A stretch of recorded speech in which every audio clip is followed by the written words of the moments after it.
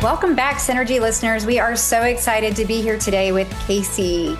Casey Combest is a husband, dad to 4, including 1 sweet girl and 3 wild boys, and the founder of Blue Sky Studios and Blue Sky Podcasting, where he helps over 30 clients bring their podcast ideas to life. He also co-owns Common House Productions, crafting videos that actually make people feel something. After hitting burnout this past year, Casey's been learning to trade hustle for health, 1 deep breath and 1 cup of tea at a time. He's all about meaningful work, honest conversations, and finding joy in the chaos. When he's not in the studio, he's probably playing outside with his kids or bedtime negotiating like a pro. Sit back, relax, and enjoy the episode. Casey, we are so excited to have you with us today for this awesome conversation. You're usually sitting on the other side behind the cameras. That's right. So happy to be here. You guys are my favorite. Don't tell any other clients, but I do love working with y'all. Y'all are awesome. Yeah, we love you too. You boss us around really well. And so we're so glad that you're sharing your time with us today. It's my pleasure. Getting to know you, knowing that you're a father, you're a serial entrepreneur, business owner, like burnout. Yeah, reading the bio, it reminds me like, yeah, there's a reason. There's a reason that burnout Right, happened. yeah. But tell us your story in that regard. Yeah, sure. I mean, there's a lot of places we can enter, but the pinnacle of it came to a head when we had doubled the business in about 4 months. And so that was exciting and awesome. In a lot of ways, it was some of my dreams coming true, but Right. it was too much. In 4 months, you don't have time to train the staff you need to support you when you grow 100%. So I came into the studio one day. It was actually April Fool's, April 1st, a little over a year ago.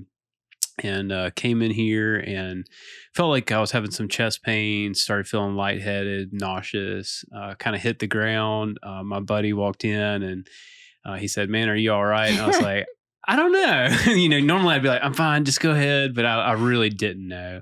Yeah. And so that was my first panic attack at 40 years old that I'd ever had. And so the next subsequent months, which we can unpack later, there was a little bit of humor in that moment. If I could share that. Sure, sometimes people absolutely. appreciate it because that's such a heavy story, So we called after a few minutes, he was like, "Man, are you sure you don't want me to do something?" I was like, "Let's call the ambulance. Like, I really don't feel good."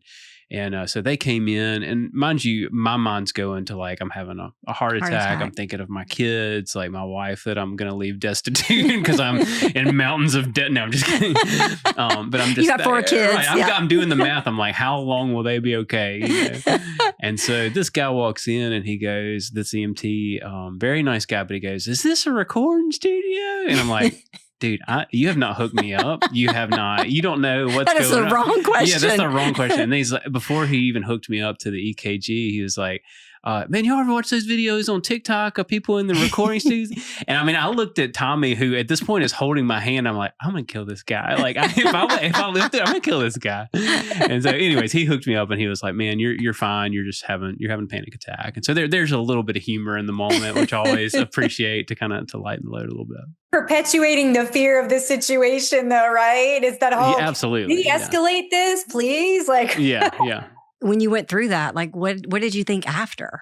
Like you just had this major, I mean, you'd never had a panic attack before. That's correct, yeah. Right? Like what were your thoughts? Yeah, I mean, the first was sort of coming to grips, a little bit of mourning even of like, wow, like I'm struggling with this. This is something that in the past I've seen people that have said they had panic attacks or struggle with panic attacks and just been like, "Man, it's gotta be tough." Like I just couldn't even relate to where they were. And so the next 2 weeks were probably the hardest 2 weeks of my entire life because I was just trying to figure out what was going on. And that was a journey of talking to counselors, talking to you, my doctor, talking to friends and family. And I mean, quite frankly, it's about a year later and I feel like we've finally pinpointed the root cause. But there was so much going on that we just had to unpack, it's not a one fix solution or a one cause situation. And so, the next 2 weeks were awful. I either had a panic attack every day or fought off panic attacks throughout the day. And really, at the end of that 2 weeks, I was at a pretty low spot. And I think that was when I finally, I called you and I was like, "Kelly, I don't know what," we had been talking. Right. But I was like, I'm done. I can't do this anymore. Like it was really hard. Yeah. It's hard to watch that too, right? I just have a couple of questions. I think about what you must have felt like. Number one, just, having and what have been described as panic attacks before, and I've never personally had one, but I've worked with multiple clients that have had them. And I think about, what you must have thought as you were reflecting in that, just as you were having them repeatedly, but over the course of the next 2 weeks, as a man, as a father, and now having panic attacks. I guess my first question is, did you have any anxiety or things leading up to that period of time? Like, had you struggled with any other symptoms prior to those panic attacks? Yes is the short answer. I didn't know it at the time, though. At the time, I just thought, wow, I don't feel right. Like I remember vividly about 2 months prior, laying on the couch at night, completely exhausted, and I just started like convulsing. Like my whole body was shaking, my hamstrings, my quads, my chest. It was strange, and I was like, "What is going on?" But it wasn't sort of the whole kit together, so to say. And then the day previously, I was playing music at church, and I was in the middle of singing a song and got really lightheaded to the point where I could not finish singing the song, which was incredibly embarrassing. And I apologized to the congregation. I was like, "Hey guys, I'm so sorry. We're gonna have to do this one at the end," and they were incredibly gracious. So, I mean, there were a lot of things pointing up to that. And I can think probably 6 months earlier, just little things here and there, but those were two big ones. About 9 months before that, I hurt my back really bad. Playing soccer, that's a big part of what I enjoy doing, which, I'm playing an hour and a half to 2 hours each time I'm playing. And a lot of times I was playing multiple times a week. And I hurt my back, and now I look back and I'm like, that was my body just saying, like, dude, you're done. You got to stop. Like you're pushing this too hard. And so our body does send us those warning signals, right? Yeah. Those little warning signals that we oftentimes just brush off. Yeah. Like, I'm just tired, or it's been a long day, there's been extra stress, and we don't really say, hey, my body's talking to me and I'm not listening. Or even the back injury. I was like, wow, I hurt my back. I need to stretch more. And it was like, that's true. I didn't need to stretch more, but that wasn't what was going on. There was a deeper issue. Yeah. The engine light was going off, and circling back to, just being a man and feeling those symptoms, right? And being the head of your household. I can imagine, were there some other emotional things that you looked at? Like, yeah, you're shaking heads. Yeah. I'm just curious of what some of those were. And first of all, I just want to also thank you for being vulnerable and having these conversations too, because I think that more people that are listening to this are going to be able to relate, because these are sensitive topics that most don't talk about until the crash happens. So if we can do anything to try to intercede sooner, yes. Yeah. And that's one of the reasons I have talked about this on podcasts and written blog posts about it, and articles in magazines and things like that, because Lori, Kelly, I cannot tell you how many people I spoke to, and I was like, man, I described the situation. I would tell them what happened, and I would say, have you ever had this? And they're like, oh yeah, man, that was like 5 or 10 years ago. I went through that, or my cousin or my brother or so-and-so. And it is the quietest thing that men don't talk about. Yes. Anxiety and stress. Like I think some of it is we're coming out of that age. Like I said, I'm 40, so I'm right on that cusp of millennial. And like our generation, we still don't talk about emotional issues or emotional health. This younger generation are much better at that. And so I think of so many men encounter it just as this quiet secret that they deal with, or they just quickly get medication. And I'm not saying that's a bad thing, but they just get some type of SSRI or something to dull the feeling and not dig a little deeper to see what's going on. Yeah. And an 8 or 10 minute visit, at a traditional doctor's office is, here's the symptom, right? Here's the pill for that symptom, treating symptoms, when really taking time to really explore, all of what's going on in your life. How are you sleeping? What are you trying to do? Don't get me wrong. None of that stuff is fun. Like I get why, and I don't want anyone hearing this to hear me say like that is demeaning. Like I got on medication for a period of time and it was really, really helpful. So I'm not saying there's anything wrong with that, but I think if you don't do the digging, that's where the problems can lie. Yeah. And I'll give you credit for doing the digging, right? You were like, I finally got what I wanted with my business. It's growing. I have all this growth, but what should I be doing? And really, what do I need to be focusing on in order to truly heal? So what did you dig into? What were your first decisions after that challenge? So funny enough, I'd spoken with a counselor in town who he runs the counseling clinic, just a really great guy. And we had spoken, he was a guest on a show. And I was like, man, I'd love to come see you sometimes for like some performance coaching or something like that. And so I called him that same day that I had called you at the end of the 2 weeks. And I was like, man, we're going to have to meet about some different stuff today. Not performance coaching. All right. So that was really, really helpful seeing him. I think that, it took quite some time, and I can dive into like some of the practical things that really helped, but it took a long time to discover that a lot of the reason I was working so hard, working my fingers to the bone, is just this perpetual toxic shame that I felt. Like I just didn't feel like I was good enough. That just gives me chills. Yeah. Because I think that's so pervasive, right? I think most of us walk around with some wound that we're compensating or overcompensating for, and shame is one of those wounds. Yeah. And so we, spent a lot of time working through that. And again, that wasn't the only thing going on, but that was one of the biggest factors. And honestly, I just didn't have the tools in the toolkit to deal with this. Like I sort of knew how to deal with my anger growing up, things that happen when you're playing sports, and you have to sort of learn some coping skills. And then in college, I'd gone to counseling, like just a couple sessions to kind of work through some things that I was dealing with and learned how to deal with my anger. But I mean, there was a various emotions that I did not know how to deal with. And shame was a big one of them. I just had no idea how to deal with that. Loneliness was another one. How do I deal with that? There's just so many more emotions that God gives us to help us, but we also need to learn how to cope with those and recognize them. Well, you said, I mean, Kelly, I've quoted you quite a few times on this, and people are always like, wow, that is such a great phrase. So I'm serious. Be excited. I don't know what I said. You said you've got to learn, or you said something about metabolizing those emotions. Yeah. And it's such a good word. Like you do have to learn how to metabolize those. Yeah. So when you feel that emotion, recognizing that, but emotions are energy in motion.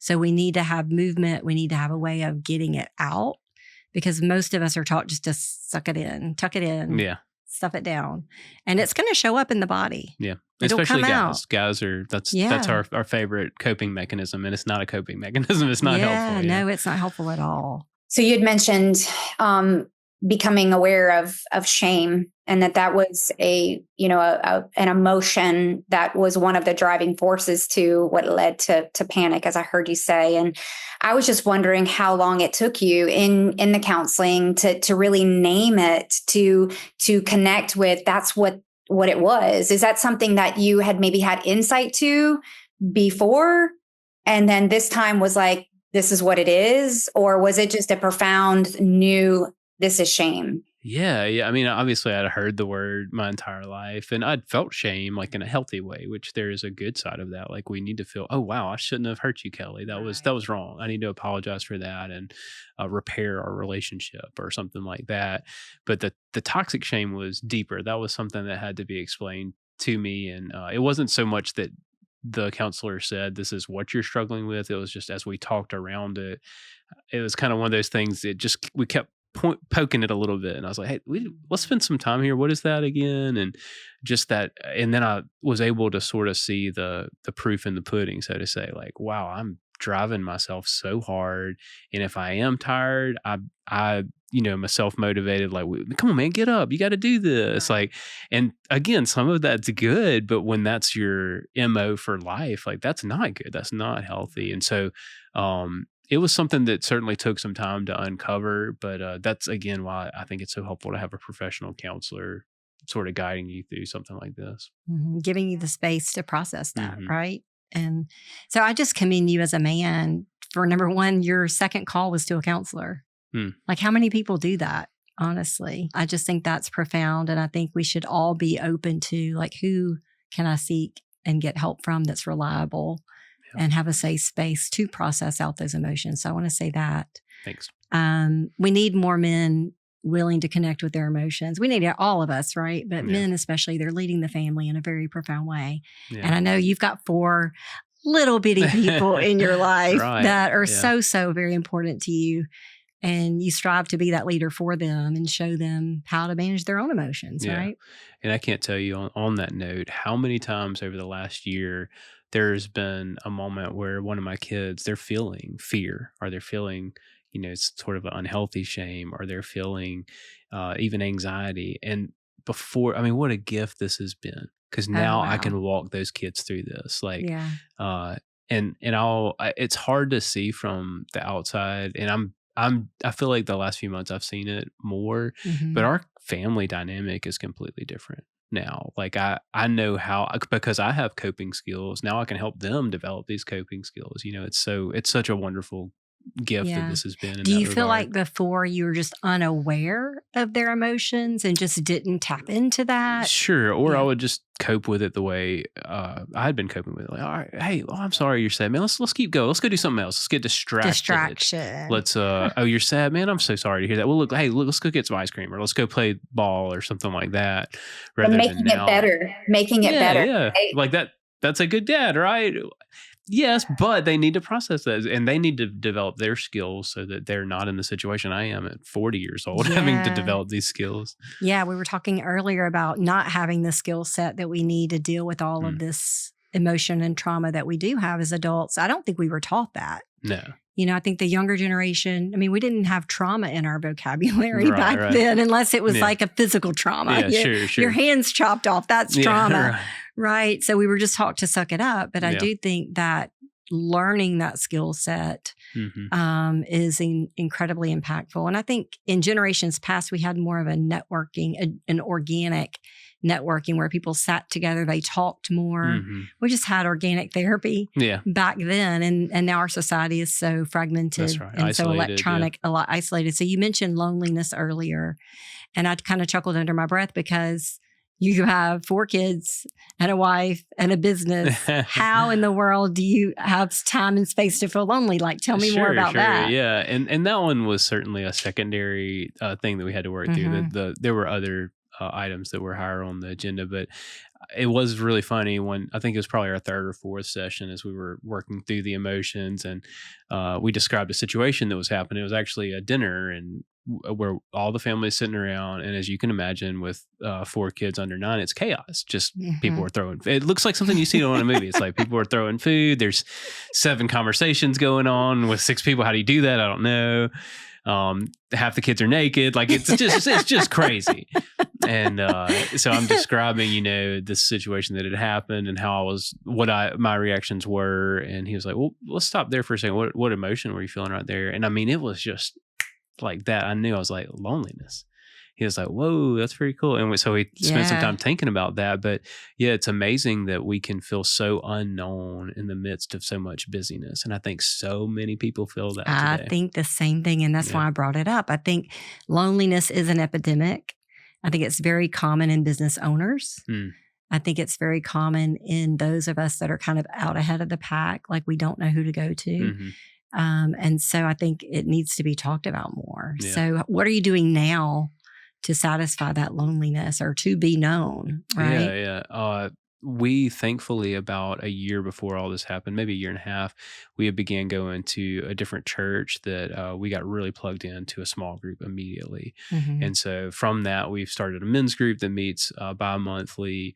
In addition to that small group, we do events throughout the month with each other, or we might just go hang out or something like that, like true deep Christian friendships. And that alone has been just huge. Like being able to have a small group of guys that I can be honest with and they can be honest with me. That reciprocal part of the relationship's huge. Yeah. And I was going to ask, do you feel like you can be honest? Yeah, absolutely. Yeah. Okay. That's good. That's really, really good. Yeah, I feel like that connection, that deep connection, accountability, when you're really in a group that is like-minded, it sounds like biblically centered, right? The rule book is you're guided by, God's word.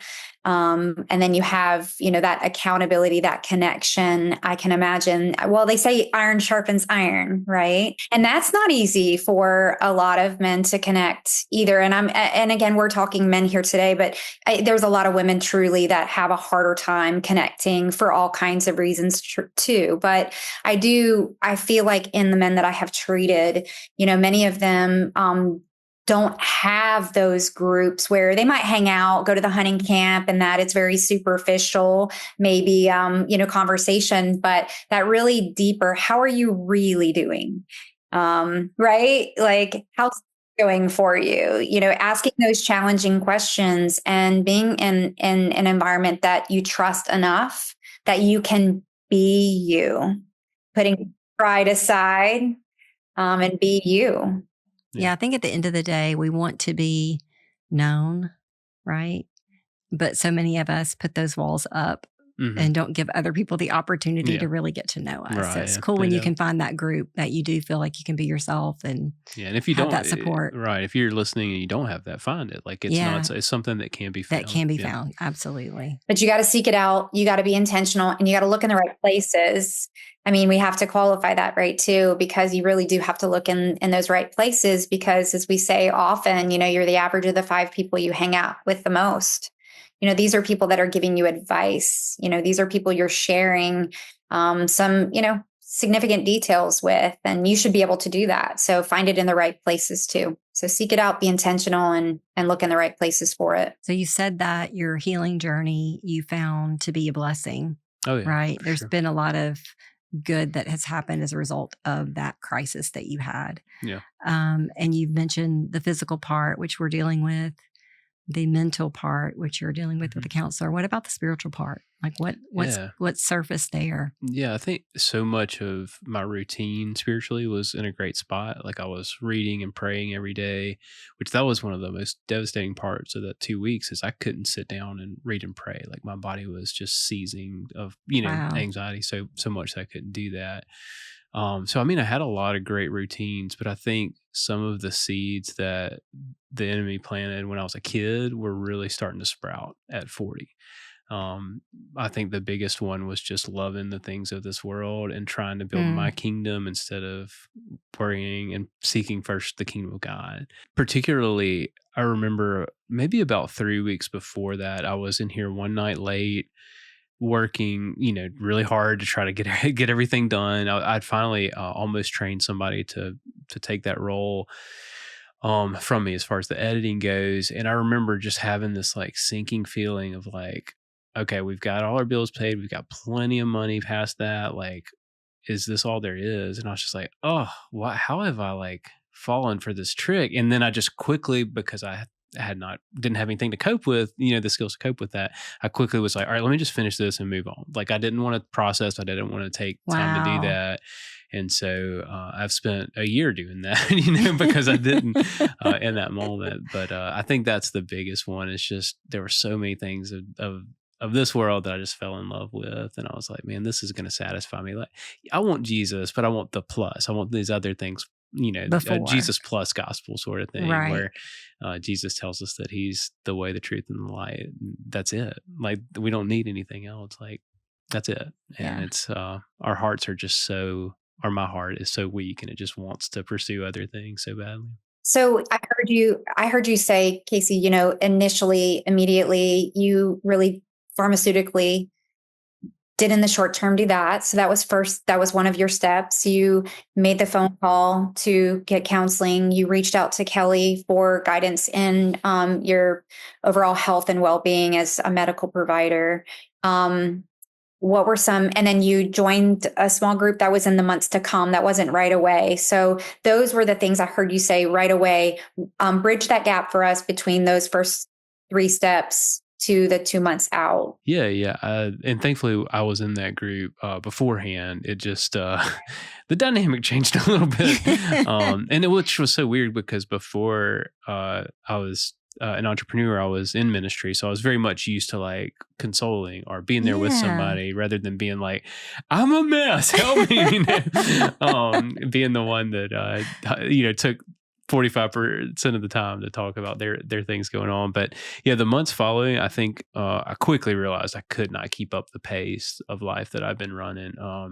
In addition to working 60, 70 hours at that time, I was coaching my son's soccer team and assisting my daughter's soccer team, volunteering, doing other things. So, I mean, it was like an immediate, like, okay, we've got to pull these things back. There's too much going on. And that's been, I think, a year of training, just training through that. Like I'll start feeling really good a couple months and I'll start getting a little busier. And then I'm like, oh, why am I doing this again? It's some of that is just my nature of like being a go-getter and wanting to be around people and love on people and contribute.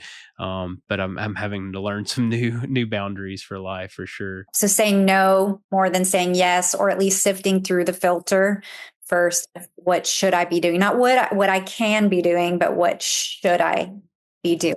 Yeah. And there's been a lot of like, wow, I would love to do that. I just can't. Like, I just can't do that. And this is the first time I've ever had to do that in my entire life, because in the past I would just find a way to make it happen. So that's been tough. I think many, many, many listening can absolutely relate. And in that, I can be doing it. What would he want me to do? It's that whole beacon of, where do you want me, Lord? What should I be doing? And that's a constant, when the nature of our being is the go-getter, as I hear you say, it is very, very hard to say no. Very hard to say no. Yeah, absolutely. Yeah, I can only imagine the difficulties of making some business decisions. So what has happened in the business since all of this change has happened? Are you continuing to grow and God has just... Yeah, that's been the craziest thing. Yeah. Yeah. I think it was very evident the month or two after when I'm still, really struggling to get 40 hours of work in or 30 hours at moments. Just how the business just kept growing, like the Lord continued to bless it. And I was just like, I don't have a whole lot to do with this, do I? Okay, thank you for showing me this, because I mean, the year prior, I'd worked so hard to like, get new leads and work my sales funnel and yada, yada, and do all this stuff. And it was just like, yeah, that's not really up to me. Right. I think the proverb is like, we plant, but God grows it, and so there was a lot of learning about that. That's incredible. So I've heard you say the right size business. I've heard you say that in another podcast that you did a few years ago. How does your business, like, what would you say about the size of your business now and where you want to take it? Yeah, I feel like I'm just getting to the point where I'm a little excited about growing again, and kind of I know what that would look like, and I think we have some steps to move forward in the next 6 months with that, which is really exciting. But I will say, last week, after a really positive phone call with some people about helping us do that, sort of some fears started coming in of like, oh no. Yeah. Am I going to get back there? And so, I mean, that night I went home, I had dinner with the family, and I went on the back porch and I had to journal for a while and really process that of like, yeah, that could happen again. But the Lord is guiding me and leading me, and I'm going to listen to him this time, I love that. I mean, I think that's a common story for business owners. We get to a certain point, and I've had it happen in my business. I had a health challenge and I had to majorly pull back. Yeah. And restructure. And that didn't feel good. Not at all. That did not feel good. Yeah. And so it can be challenging, but it can be the best blessing, because when you do restructure, you restructure in a way. How can this run without me? Or exactly. if I do need to pull back, yes. what does that look for like? A season? Yeah. And it teaches you the value of your team. Mm-hmm, absolutely. Like having a strong team and really pouring into them, so it's not all you. That's right. Yeah. That has to show up 100% every day and push. So I commend you for that too. Yeah. Well, hard lessons to learn. Yeah, we all have to learn them though, right, Lori? Yeah. And especially for us, I mean, knowing you ladies, I feel like we all share that. We love what we do. Mm-hmm. We love helping people. And so it's hard when, how does this look where we can keep doing that, but the business can still run? Yes. Yeah. When you say yes Lori, what do you think about that? Or yes, yes, we can relate 110%. I think when I look in the rearview mirror of the things, my greatest growths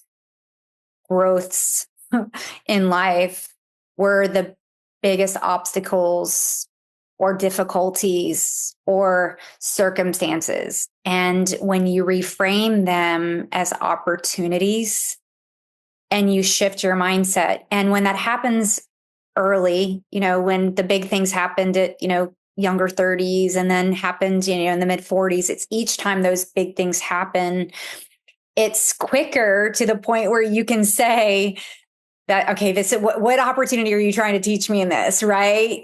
Sometimes when when it was first happening, it would take me weeks to get to that point, right? But now it doesn't take me, weeks. It's very quickly that I see it more as an opportunity. Okay, what are you trying to teach me here? So, and they're big things. And, sometimes it's not necessarily about knowing, I hear Kelly say about her team, definitely about her team, that, they'll rise up. But when your team gets pulled away too, because that can be a circumstance, he teaches you how to innovate, because that's what you have to do in these times. You have to be an innovator. You have to be a creator, and you do have to sometimes just sit back and go, okay, where are you taking me?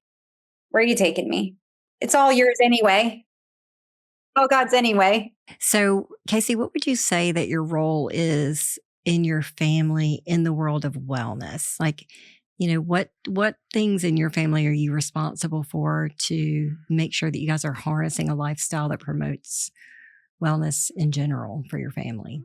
To complain if my wife doesn't cook healthy meals? Is Okay. that right? Yeah. That's most guys.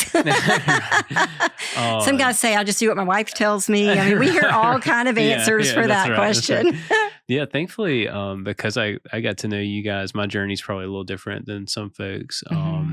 I remember after about a year of doing the show, I was convinced. I was like, all right, these ladies do know what they're talking about. It took a year?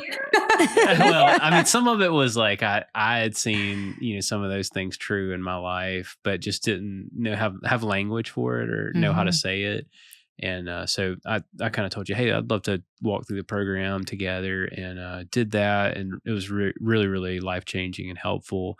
And shortly thereafter, my wife did. And so I can't imagine how hard it would be not having both of us on the same page. Yeah. But even now, if we have a meal where we're like, hey, we just need to order out or something like that, like it's just a crazy weekend or a crazy night, like we're both on the same page of like, all right, well, let's think about the meals after that, or the meals kind of leading up to this crazy night that's going to be in 4 nights, But yeah, I think my role as a father would be the same that we spoke about with emotional health, is like just making sure that my kids have the right tools. Like they may decide that they just want to eat Chick-fil-A pizza and hamburgers when they're older, but at least they'll know like the reasons why we want to eat healthy, clean proteins, and we want to have plenty of fiber rich foods.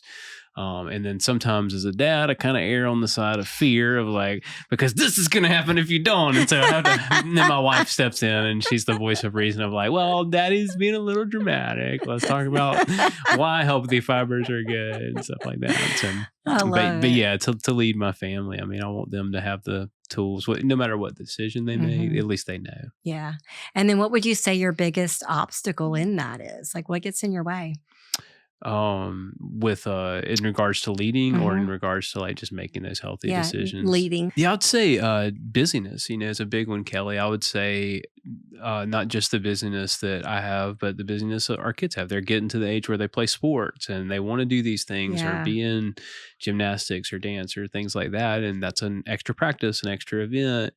And I mean, I looked at my wife last night, and as we were kind of looking over the next few days, and I mean, there's 4 or 5 different meals that we're going to have to really think strategically about because of busyness. And so, and some of that I want to guard against. Like, I don't want our family to be the family that's gone every weekend and every night of the week, but some of it is, planning and being strategic as we're approaching the week, or just knowing what's coming down the pipe.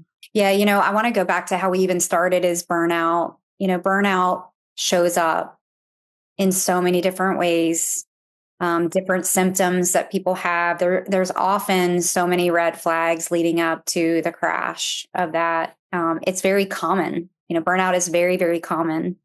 But I think what we were able to really dig into today, and I'm so glad you shared your story to do it, is that it doesn't have to be that way. You know, there are signals, there are warning signs that you're heading that way, and there is help. You know, lean into those friends. You already had a friend set. It was interesting. You already had that group, right? But you were, in essence, the go-to for them and didn't see yourself as maybe them for you. So leaning into those, maybe it's just taking what you currently have and in your mind, changing it around for who's serving who at that point, utilizing what you have available. But knowing that there is hope for that and being willing to accept help, counseling, calling people you already knew, like you already knew Kelly, but you knew you could reach out to Kelly. Because sometimes, you know, we have tons of people in our, I say it's our, you know, it's our phone Rolodex, right? You have people that you know, right? It's a matter of remembering that you have them and they want to help you. They want to be there for you. And so knowing who you have. So I'm so glad that you shared your story, because I think more and more people are getting to a place right now. We're seeing it left and right in our practices, and we're actually seeing it left and right in our peer groups. And it's hard to watch. We've all tapped at the door of it.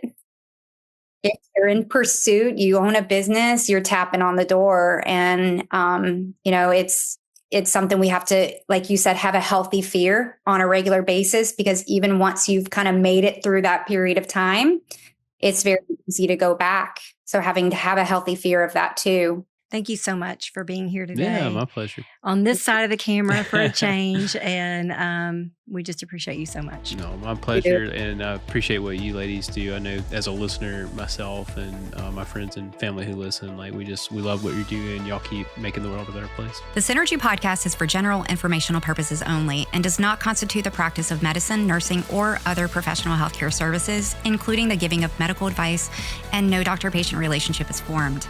The content of this podcast is not intended to be a substitute for professional medical advice, diagnosis, or treatment. Users should not disregard or delay in obtaining medical advice for any medical condition they may have and should seek the assistance of their healthcare professionals for any such conditions.